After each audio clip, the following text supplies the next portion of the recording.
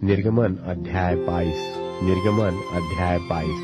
यदि कोई मनुष्य बैल व भेड़ व बकरी चुराकर उसका घात करे व बेच डाले, तो वह बैल की संति 5 बैल और भेड़ बकरी की संति 4 भेड़ बकरी भर दे।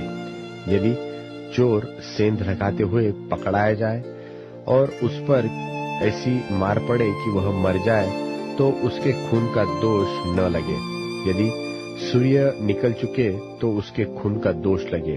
अवश्य है कि वह हानि को भर दे, और यदि उसके पास कुछ न हो तो वह चोरी के कारण बेच दिया जाए। यदि चुराया हुआ बैल व गधा व भेड़ व बकरी उसके हाथ में जीवित पाई जाए, तो वह उसका दूना भर दे।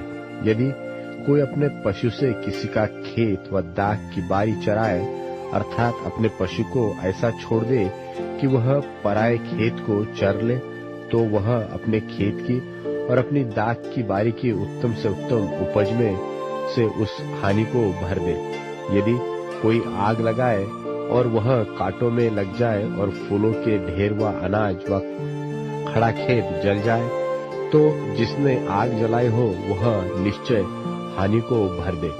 यदि कोई दूसरे को रुपया व सामग्री की धरोहर धरे और वह उसके घर से चुराई जाए, तो यदि चोर पकड़ा जाए तो दूना उसी को भर देना पड़ेगा।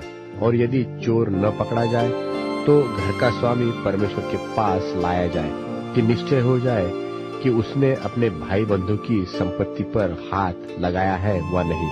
चाहे बैल, चाहे गधे, चाहे भेड़ व बकरी, चाहे वस्त्र, चाहे किसी प्रकार की ऐसी खोई हुई वस्तु के विषय अपराध क्यों न लगाया जाए, जिसे 2 जन अपनी अपनी कहते हो, तो दोनों का मुकदमा परमेश्वर के पास आए, और जिसको परमेश्वर दोषी ठहराए वह दूसरे को दूना भर दे। यदि कोई दूसरे को गधा व बैल व भेड़ बकरी व कोई और पशु रखने के लिए सौंपे और किसी के बिना देखे वह मर जाए व चोट खाए व हाँक दिया जाए, तो उन दोनों के बीच यहोवा की शपथ खिलाई जाए कि मैंने इसकी संपत्ति पर हाथ नहीं लगाया। तब संपत्ति का स्वामी इसको सच माने और दूसरे को उसे कुछ भी भर देना न होगा। यदि वह सचमुच उसके यहाँ से चुराया गया हो, तो वह उसके स्वामी को उसे भर दे। और यदि वह फाड़ डाला गया हो, तो वह फाड़े हुए को प्रमाण के लिए ले आए, तब उसे उसको भी भर देना न पड़ेगा। फिर यदि कोई दूसरे से पशु मांग लाए और उसके स्वामी के संग न रहते उसको चोट लगे व वह मर जाए, तो वह निश्चय उसकी हानि भर दे। यदि उसका स्वामी संग हो, तो दूसरे को उसकी हानि भरना न पड़े। और यदि वह भाड़े का हो, तो उसकी हानि उसके भाड़े में आ गई। यदि कोई पुरुष किसी कन्या को जिसके ब्याह की बात न लगी हो फुसला कर उसके संग कुकर्म करे, तो वह निश्चय उसका मोल दे के उसे ब्याह ले। परंतु यदि उसका पिता उसे देने को बिल्कुल इनकार करे, तो कुकर्म करने वाला कन्याओं के मोल की रीति के अनुसार रुपए तौल दे। तू डाइन को जीवित रहने न देना। जो कोई पशुगमन करे वह निश्चय मार डाला जाए। जो कोई यहोवा को छोड़ किसी और देवता के लिए बलि करे वह सत्यानाश किया जाए। और परदेशी को न सताना और न उस पर अंधेर करना, क्योंकि मिस्र देश में तुम भी परदेशी थे। किसी विधवा व अनाथ बालक को दुख न देना। यदि तुम ऐसों को किसी प्रकार का दुख दो और वे कुछ भी मेरी दोहाई दे, तो मैं निश्चय उनकी दोहाई सुनूंगा। तब मेरा क्रोध भड़केगा और मैं तुमको तलवार से मरवाऊंगा, और तुम्हारी पत्नियां विधवा और तुम्हारे बालक अनाथ हो जाएंगे।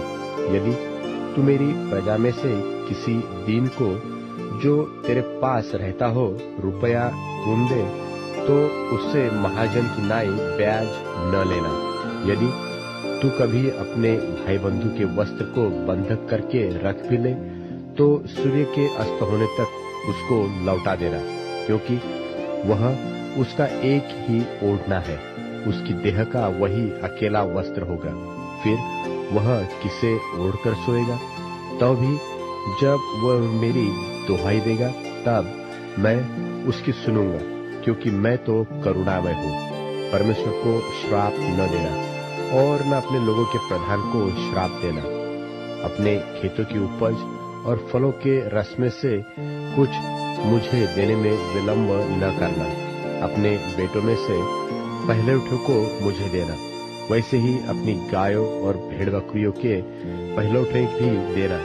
7 दिन तक तो बच्चा अपनी माता के संग रहे और 8वें दिन तू उसे मुझको दे देना। और तुम मेरे लिए पवित्र मनुष्य बनना। इस कारण जो पशु मैदान में फाड़ा हुआ पड़ा मिले उसका मांस न खाना, उसको कुत्ते के आगे फेंक देना।